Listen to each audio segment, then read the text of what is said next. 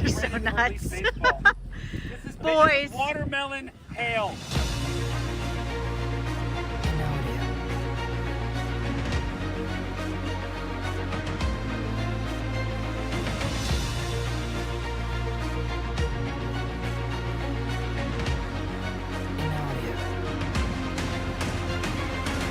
Doesn't look like it may not be on the ground right now, so Dick Worsham. Dude, I can't. I just can't with that name.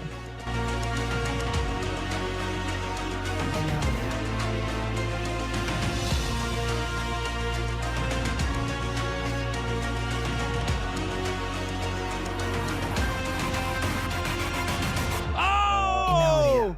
10,000. Oh 10,001. 2. It just keeps going. It's like a clock. How are you doing tonight, Phoenix of the Gods?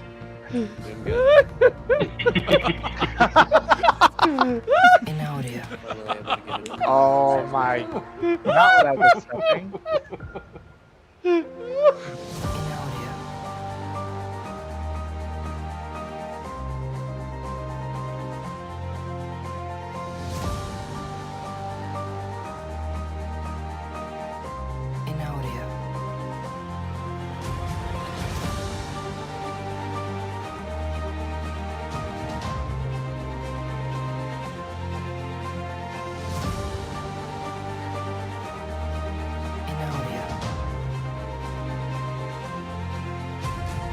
Look at this. Looks like it's starting to rope out a little bit, Edgar. This is crazy. Wow. Look at that. At Angela Holmes 927 super chatted $6.78. Well done, guys. Love from I me. can't even with this right now, guys. Like, what is this?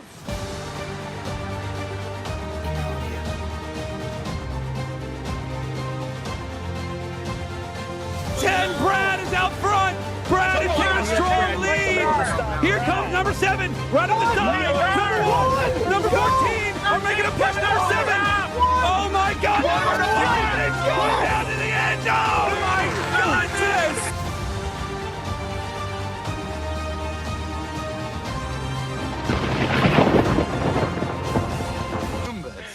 Oh my God, dude. Like, oh, okay, here we go. Hey, who's this girl in the back, bro? She's just sitting here, just hadn't said a dang word, just staring at us. That's my girlfriend. Dave, hold your mic button down. What's up?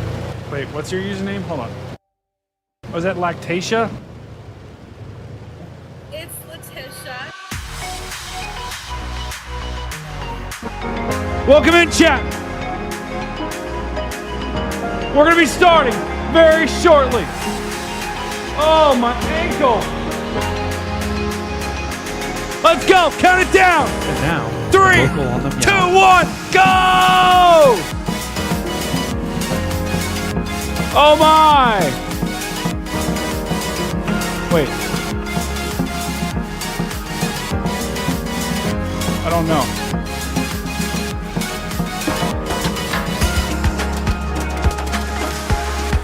Boat Guy. I'll feel you're behind Boat Guy. He's going to get you through this. People in the chat are loving Boat Guy. Jess, Ginger Ninja, the return of the boat. Andrew Johnson, you can always trust the guy with the boat. I'm telling you, this guy, Eric Gray, that guy is going fishing no matter what.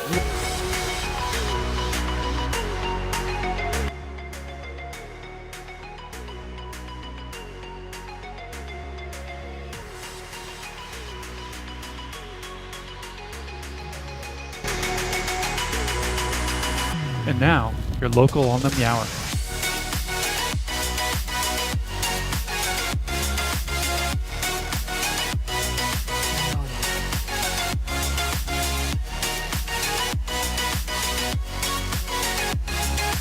Don't leave me. Don't. Shotgun! Shotgun!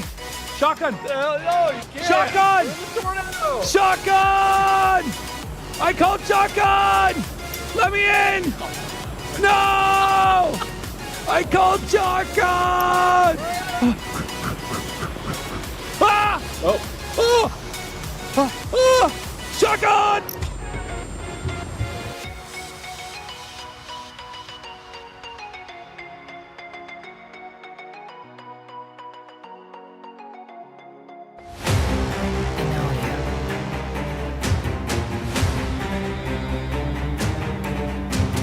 terrible situation right now for the eastern suburbs of Huntsville. We have a confirmed tornado on the ground. This is a particularly dangerous situation.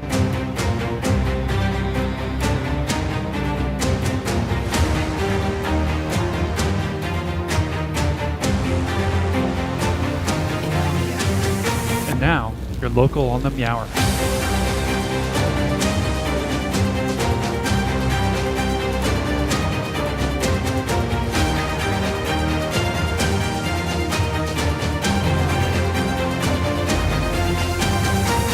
Clearly, a large and destructive tornado is on the ground.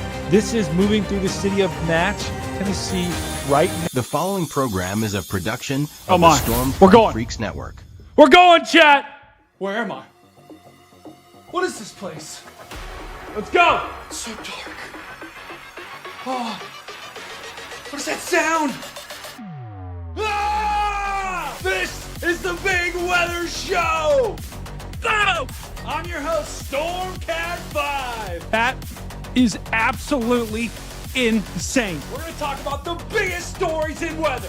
That is a massive debris ball. And who knows what we're going to say. Was that Lactatia? It's Letitia. So strap in, buckle up. The Big Weather Show starts in 10, 9. Count it down! 7, 6, 5, 4, 3, 2. Oh, mama! 1. Now.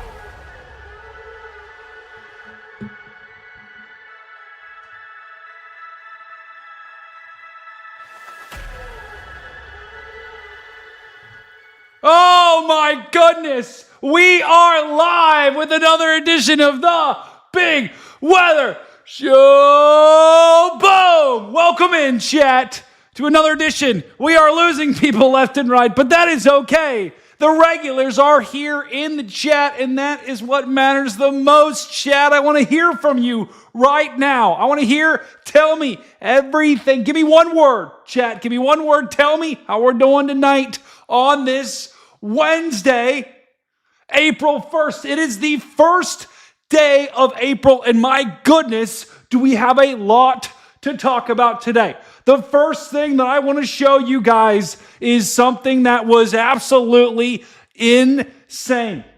As I'm pulling this up, chat, let's go ahead and see who we have checking in the chat tonight. We've got Stormy Storms, R. Patterson, oh, brother, sister Kristen, Kelsey, Aaron. Oh, Kelsey's very much wanting a poll. Oh, mama, new tornado warning. Oh.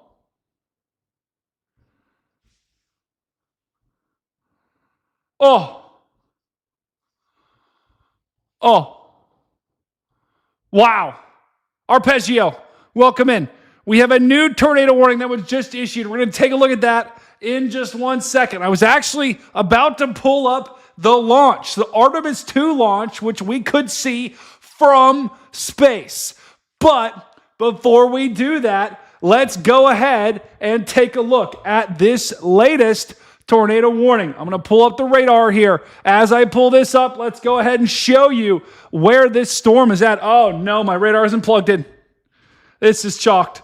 Guys, I go from running one stream to running another stream, and it's a completely different setup. So sometimes my setup is a little bit chalked here. Tell me it's going to pop up, and whammy. There we go. Okay. Here's your tornado warning, guys.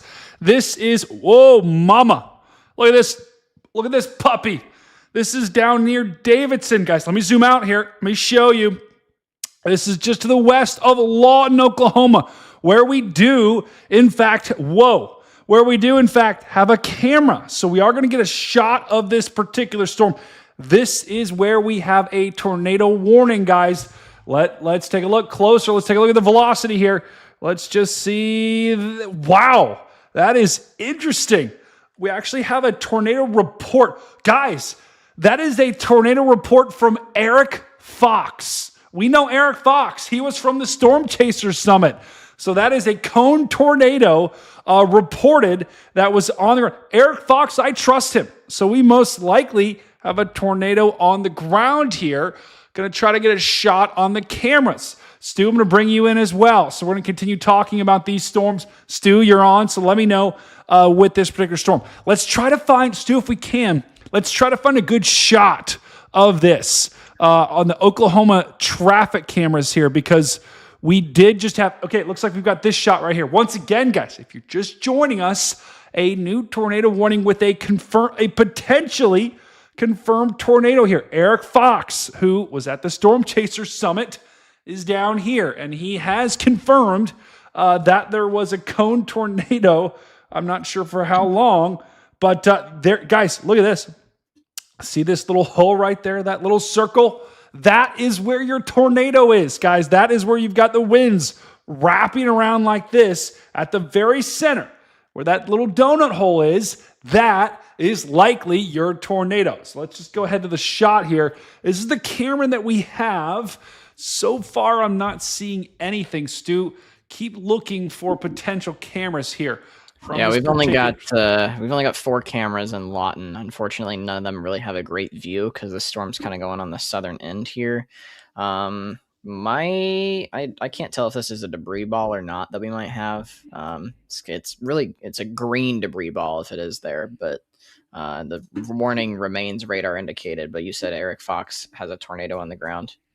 That's what he said. That's at least what the report is on Spotter Network. Now, you always got to take these with a little bit of a grain of salt, but I know Eric Fox, right? He's a good friend, and I trust them. It's probably the Otis team is out there right now, and that's where that debris signature is. It's kind of some noise. Guys, I wouldn't call it yet. I wouldn't call it a debris ball just yet, but nonetheless, a potential tornado is down there. It looks like the rotation is kind of weakened as well. Yes, chat, I am not bald, okay? If you fell for that, that is classic. That is a classic April Fool's joke, okay?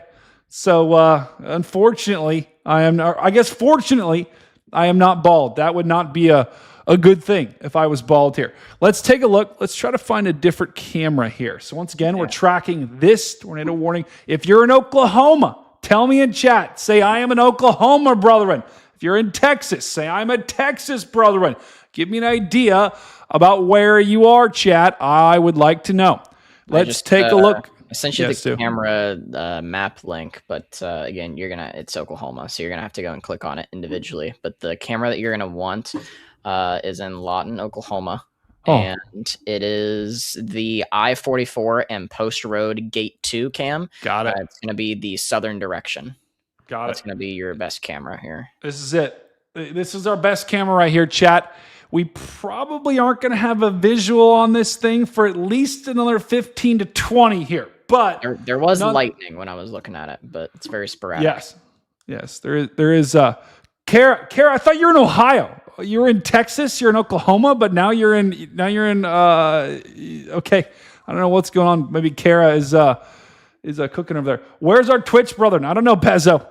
That is a good question. We got our Twitch brethren right now. Everyone else is on YouTube. We're simulcast streaming here from YouTube as well as Twitch here. So this is your tornado ring. Oh, mama.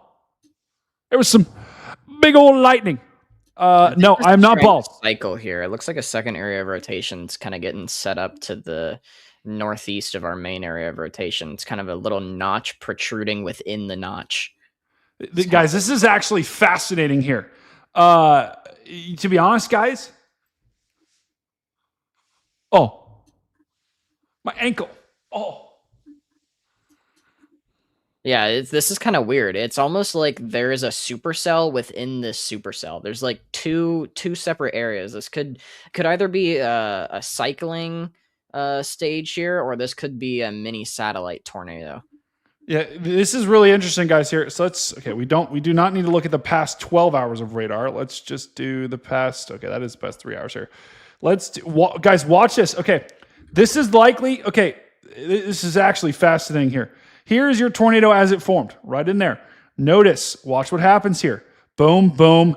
That's right where you had your tornado report. So it was likely there. Now watch what happens. This thing, whatever this was, this rotation occludes. It goes up into the storm. But then we have another circulation that forms just off the east, right in there. So look at this, guys. Here's your new circulation. Here's your like new little mini tornado. And guys, this very well could be on the ground here. Still right in here. So you had tornado number 1, which was right here. This is tornado number 2 that's starting to kind of form on the outflow on the periphery of that tornado. And look how this tornado goes bye-bye. And then a new tornado forms potentially right in there. That is fascinating. Unbelievable. So once again, it could be a little bit of a handoff there for sure. Although I'm going to be honest, it's kind of weakening a little bit. So there's something on the ground here. It's likely weak. Likely weak and still continuing to try to produce something in there. Let's just see if they've updated this. Still radar indicated, but this is a dangerous storm that has produced a tornado in the past. Could be trying to produce a tornado once again. I mean, look at this wraparound, Stu. I mean, this is just classic. Classic in here. This storm has officially just crossed into Oklahoma. So our Oklahoma brethren are... Oh, mama. No, I just missed a massive lightning strike on the camera. No. Also, when that new tornado warning came on earlier, I don't think your tornado warning and severe thunderstorm warning, like text chats are working, the notifications. Because like when you said there was a new tornado warning coming through, like you went silent, but we weren't hearing where it was. Oh, really? Did you hear the actual warning itself? No, like you said there was a new tornado warning, but like that robot voice that you have that plays the warnings was not working. Oh no. Hold on, I'm gonna shut out of my GR Earth and reopen it. What happened to Octobox? Sarah, Octobox is not dead. I just have to recreate it. It's a lot of the problem about Octobox is I have to manually set it up before the show, and I just don't have time to do that. With everything I have going on. So, another lightning strike. All right, let me take a look at this tornado warning down here. Okay, no warnings. Okay, hopefully this will work now. I've got it. I just rebooted it. So hopefully that will appear. Oh wait, I know why. Okay, there we go. Now you should hear the warnings, guys. This is another tornado warning that we just got down here near Knox City. Guys, this is in Texas. Let me zoom out and show you. Do we have any Texas brethren in the chat? Tell me right now if you are a Texas brother. Yes, Chappie, I got a pedicure, and then I also injured my ankle, okay? I was sprinting around the house here because Connor was trying to get me to go live way earlier than I was supposed to, and I tripped and fell and twisted my ankle. So that is what the ankle fund is for, likely for some sort of twisting of the ankle here. This is the tornado, some sort of ankle distortion. But I don't think that's a medical term here. We are probably going to get another tornado warning. It looks like they just extended this tornado warning right in here. This is an interesting little bit of a warning here, Stu. Looks like they've got 2 separate like polygons, whatever you call these. Yeah, it's probably where 2 office boundaries collide, I'm assuming. Yeah, look. Very interesting shapes here with this particular warning. But Rochester, Knox City, this is all in Texas. This is a radar indicated tornado warning. Let's just take a look at the velocity here. And there is where your potential tornado would be, near O'Brien. This is in I almost said Texas. This is in Texas, guys, where this severe thunderstorm warning is likely at. With that, we're going to go ahead and bring in Brother Stu to the stream, and Stu's already here. For some reason, he's not appearing on the screen. There he is. Brother Stu, hey. Welcome in. How are we doing today? And it's a busy start to the show, my friend.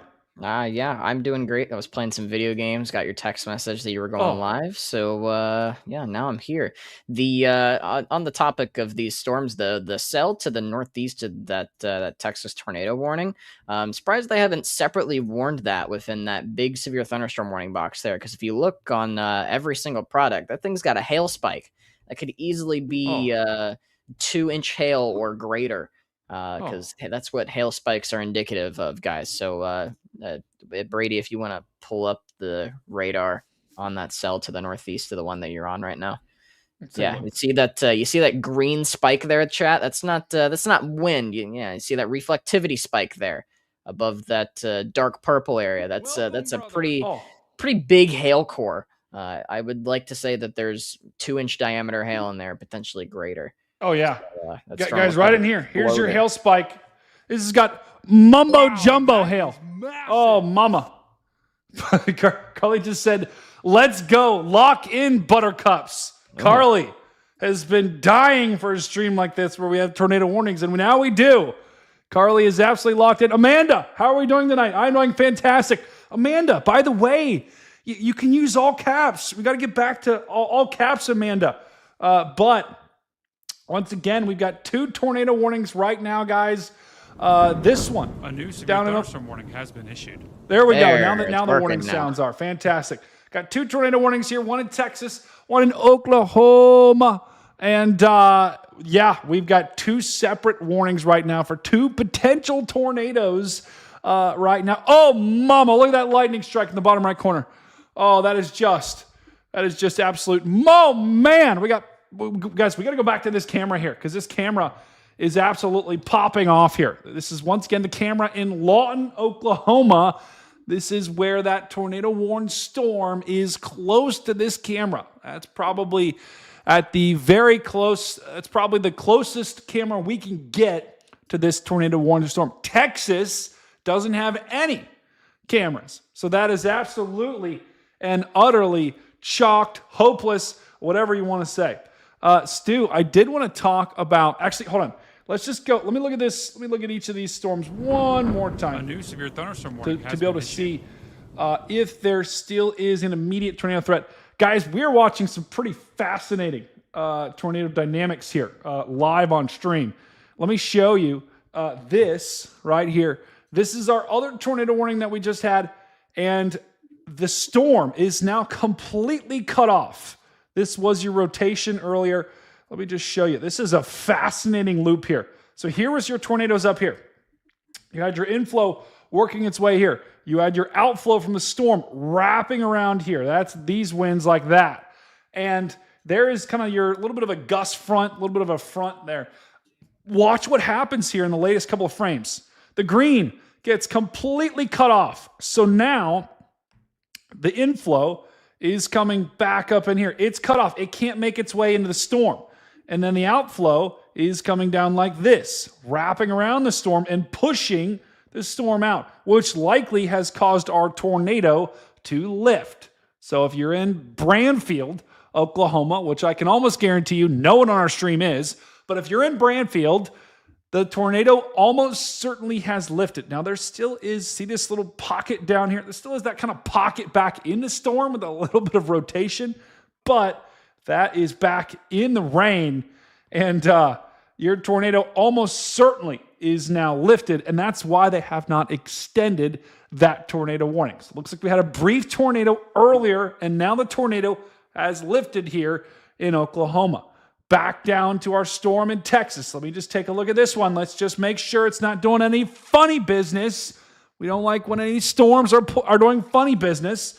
Let's go back down here and tell you what, Stu, looks like this is also probably, if it was on the ground, yeah, look at that, guys. There's your rotation. Green next to red once again. Green is wind moving away from the, green is wind moving towards the radar. Red, oh my! Tell me I got it in time. No! There was a massive lightning strike that I just missed. Just put the camera up on the screen with you. Yeah, no, you're right. Oh, mama. Like you did the other night. Yeah, there you go. Screen. Bottom right. There you go. Yeah, but it's too small down there. We gotta catch the good lightning here. We gotta get good lightning when we can here. New poll coming in hot. Do you like lightning? New poll. Yes, I lightning. No, I am blind. What? I am blind, but also like lightning. Yeah, so I use Radar Scope for my primary app for Whoa, Stu! Whoa! We're sponsored! Whoa! Because it has a desktop version. Once Weatherfront goes to desktop, I will switch, but I use Weatherfront on my phone. Don't worry. Weatherfront's goated. It is an amazing app. They did. Dude, they talk did about how much you love Weatherfront right now. Go. I do like Weatherfront a lot. Say you love it. I love Weatherfront a lot. Say you really love it. I really love Weatherfront a lot. Say you really, really, really love it. Okay, we're back.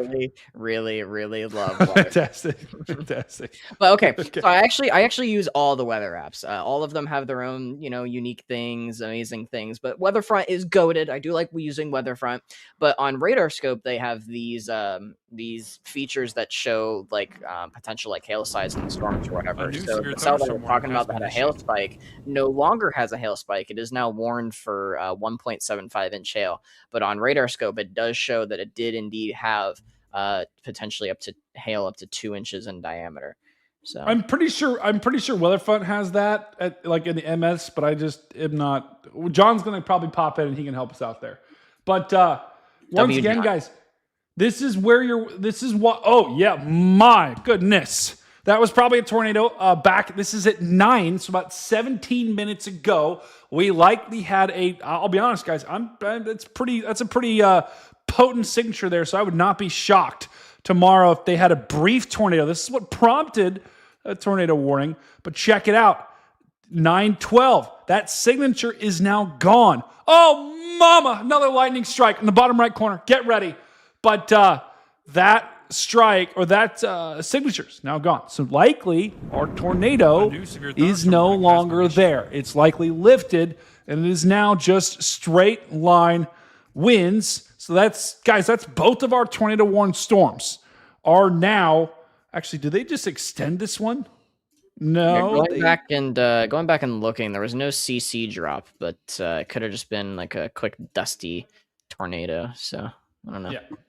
Yeah. To be honest, just because you got bright red next to bright green, that doesn't necessarily mean there was something on the ground. But and sometimes you have a tornado on the ground and don't see a debris signature, right? So both of those can be true. But the point is, both of these tornado warnings that we have, likely the tornado has lifted here. So that's great news for our Oklahoma brethren, for our Texas brethren. And Jeff Neese just said maybe next year. Hopefully, I don't know what that was all about. But that is the latest storms. Stu, I did want to show something else, guys, because actually I was looking across all the YouTube streams. Viewership was shockingly low tonight. And the reason being was because of the rocket launch, the Artemis rocket launch. And I want to show you guys something really freaking cool here. Because we did, first of all, chat, raise your hand. Tell me if you were watching the Artemis rocket launch. Let's tell me in chat. Say, I'm an Artemis brethren. If you were watching the Artemis rocket launch. Tell me I was watching. Say I am an Artemis brethren in chat. Let's just take a look here because we can see it on satellite, which was fascinating. Let's just go back. Actually, we got to go back a couple hours now. Yeah, I watched it. It was pretty cool to listen to all their chatter. Ooh, the chatter. What were they chatting about? They were talking about their checklist and things, making sure everything was good to go. Listen to use their code names and stuff and abbreviations. It was all pretty cool. It's because we have our own meteorological jargon that we use, right? But it's cool to hear some other jargon sometimes that other people use, and listening to NASA was pretty freaking cool. I am an Artemis brother. Ryan had it. How did Ryan Hall have it? How did he? That is crazy. Wonder what he had to pay to get that feed.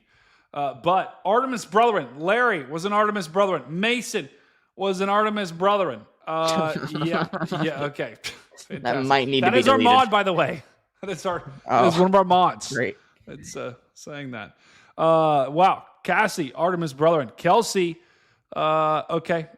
That is not. I am going down the line here. Artemis brethren. Critty was an Artemis brethren. Oh my. We got so many Artemis brethren in the chat. Here, you can see it from space, guys. Look at this. Oh, welcome to the channel, Steve-O. Steve-O? Is that the actual Steve-O? That'd be lit. It launched. Look at that. Yeah, there you go. It almost shoots off. I mean, look at this, guys. It looks like it literally shoots off like a rocket. I'm like a bottle rocket. Like like you're firing a bottle rocket off like a firework or something. Look at that, just boom. Right there. Chat, do you see it? Right in there. Right. Weather modification at its finest, guys. There it is. Oh, there it is. Yeah, that is absolutely the government is controlling the weather here. Because, right? Boom. Shoots off like a bottle rocket. And, oh, mama. Oh, look at that light pollution. That's crazy. Yeah, that is crazy. Just looking at this view is just mesmerizing here. Yeah, it was pretty cool. It was pretty cool to watch that rocket launch. And I've seen a lot of people saying, like, oh, we're Dude, going why are you back talking to the in that moon. accent? What? You just said pretty cool like twice in the same accent. Yeah, it was pretty cool. Yeah, why are you saying it like that? I don't know, because it's pretty cool. No, But, it's pretty cool. It's pretty cool. Okay. So you just Anyway. made 20 people leave. That's all right. Maybe I did that. I don't know. I don't know, but I always yeah, thought. Yeah, go ahead. Steve. it was pretty cool to watch it. You know, now I'm conscious of me saying it. Great. Just say I don't pretty even- cool. I don't even Pretty remember cool. what I was gonna say. No one Kelsey knows. just said rocket launches make Stu feel some kind of way. I don't even know what. Yeah, that that's means. a a 5-second ban. automatic ban. That is an automatic ban. I don't even remember what I was 10-second gonna ban. say now. So Yeah. great. No, I don't remember. It's wild though, looking at that from space. And I tell you what, the interesting thing is look at the cloud cover off to the west here. There was actually some big time cloud cover. I wonder if they were watching that. If that would, I don't think cloud cover impacts rocket launches, but I mean obviously storms do, and I think they prefer. I think actually they need it to be clear. Yeah, they for prefer the launch. clear skies. I was listening to them to talking about how their launch window, the weather was 90%. Rocky, thanks for the bloody donation, mate. thanks, Carly. A dingo eating my baby. Stu needs to do a British accent. Oh No. my, It's not that happening. would be. It'll happen at some point, Carly. It'll happen at some point, Carly. Thank you very much. Do you want a cup of tea? Oh, no. Yeah. Bottle of water? Never mind. Chet, while we're on the Bloody business hell, satellite, No, here's if the. if I say might, it goes into Australian. That was actually pretty good. Not gonna lie. These are the storm. Look at the storms out in Oklahoma, guys. Just absolutely erupting here. Look at this. This was around 5:20, no storms, and then watch this. 5:20, 6:20. Oh, mama! You can tell. Here is this massive anvil. These are just like stratus, guys. That's just like kind of fair weather stratus.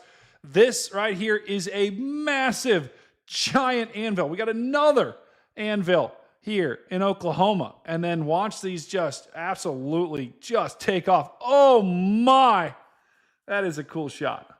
You can Not even gonna lie. you can see them kind of punch through the atmosphere even further with some overshooting tops. Yeah. That is fantastic. Because you can see the shadow on top of the anvil itself, so you can tell that's when storms are really intensifying. Because when you get, Yeah. I don't know if there was any capping in the atmosphere today, maybe Look at maybe that. in the upper levels, but when a Wow. storm gets an overshooting top, guys, that's when a storm usually punches through a cap, and that tells you that it's getting pretty strong. Hey, guys, here's overshooting tops. We can tell they're overshooting because the black right there that you're seeing, that is a shadow from the sun. So the sun is shining on these clouds, and this part of the cloud is taller than the other parts, so it casts a shadow on different parts of the cloud, right? It'd be like if I was standing next to Connor, I'm like, 6'4", Connor's like 5'2", so I would cast a shadow over top of Connor. But that's exactly what's happening with these clouds here. And yeah, that is just, you can see that. It just happens for just a second. And then there it goes. And then the sun sets there. But that is just beautiful. I will say today Unbelievable. could have been a lot worse. Oh, yeah. Easily. There was I kind of noticed in all that cloud cover there, but the HRRR was at first going into discrete mode for a little bit longer, but it kind of slowed on the upscale growth of storms as it progressed throughout the day. So storms kind of became a line fairly quickly. instead of supercellular. So we didn't get. I know we had a couple of tornado reports today, but not a lot. It's more of a damaging wind threat and then isolated large hail. Yeah.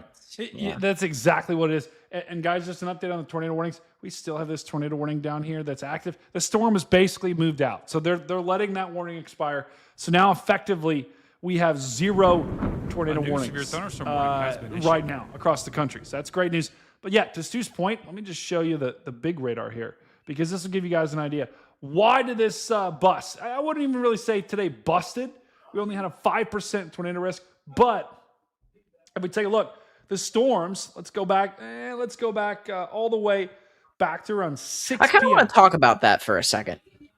Yeah. I think we need to change our definition of bust when it comes to severe weather setups this year. No, and I'm serious, because the conditional intensity groups are meant to signify the ceiling of an event.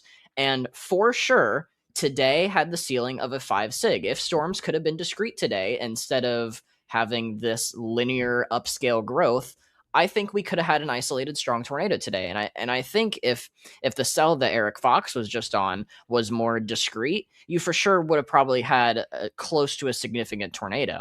I think we need to change our definition of a severe weather outbreak busting, because again, the conditional intensity groups are meant to signify a ceiling, and I think that's why we're kind of questioning the Storm Prediction Center at the moment. It's because this is the first year that they're actually doing it, and sure, they've been testing it internally for a few years now, but because it's a new thing, there's Chat, lock it down. Right now, lock it down. For verification yet. So we have to see how this year plays out before we can start looking at verifications of events. But that's just my 2 cents on it. I agree. Yep, that is an automatic ban, Kelsey. That is an automatic ban right there. Yeah. Hobbs, Hobbs is in chat right now. Hobbs just said Brady's forehead is more like a 5 head. Hobbs, don't start with me today, Hobbs. I'm sick of it, okay? Don't Hobbs start with me today, Hobbs. What? He's starting. Atlara70 super chatted $10. Please put this towards Chappie salary, not the chalked injury fund. LOL. Beaver emoji. Beaver Mason. emoji. Beaver Can we take emoji, away Mason's Beaver mantra? emoji. Beaver emoji. Well, yeah, what does Mason say? Yep. We are putting him in timeout. That is chat. That is another 10-second ban on Mason. Mason, you get one more chance, and then it's going to be a minute, my friend. That's all we got. That's all we got. Mods, you have permission to ban Mason for a minute if he does not behave here. Okay, so Stu's point. Stu, I agree with you. I think when most people are using the term bust, they use it just to get some clicks here. I only use it. I use it to kind of be provocative on the show because it gets people talking, and I like that. And the show, frankly, needs that. But across Oklahoma, guys, we didn't have that big of a risk today anyway. It was a 5% tornado risk. Tornadoes were possible, but hail and wind were the most likely scenario. And what happens, guys, we saw this storms early on. This is at 6:30 p.m. They formed into these clusters early on in the day. And so when storms start as clusters, it's very hard. They're not going to separate from each other. That's just how it's going to go. So we saw at the very beginning, like if you guys are watching Connor's stream, the storm started as a cluster. And once they start as a cluster, they're not going to stop, right? So even these storms down here in Texas started as a cluster. And then as the night went on, we did have these storms form. These had the best chance to produce a tornado to stay isolated. Watch what happened. They also got overtaken by this cluster behind them. So I'll be honest, it's a good thing because this storm near Weatherford was looking incredibly healthy. And I was like, okay, this is probably going to do it. But it got overtaken by the storm behind it, combined with the line, and your tornado threat goes in the dirt, which is great news for the people of Oklahoma. But that's what happens here. And that's, all these storms now, if we go to latest radar, they're in a cluster. We got this one in a big cluster, this one in a big cluster, this one in a big cluster. They're all clustered together. And so that decreases your tornado threat. But that can actually increase your wind threat. Now, Oklahoma City. Do we have any brethren in Oklahoma City? Because you're about to get hit with a nasty-looking storm here. And I'm actually going to kind of switch the cameras here. I wish we had access to Octobox, because watching Octobox as these come in would be pretty incredible. Let me see. Maybe I can set it up as we kind of talk about this. Stu, you just want to talk about the storms right here rolling through Oklahoma City real quick? I'm gonna sure. get Octobox set up. I'll talk about these storms. So let's see. What do we? I gotta pull up my radar again now, because I kind of closed out of it because our tornado threats. It's going down for the night, I think. Maybe some isolated QLCS tornado slop. But yeah, going into Oklahoma City here, we've got severe thunderstorm warning out to the west.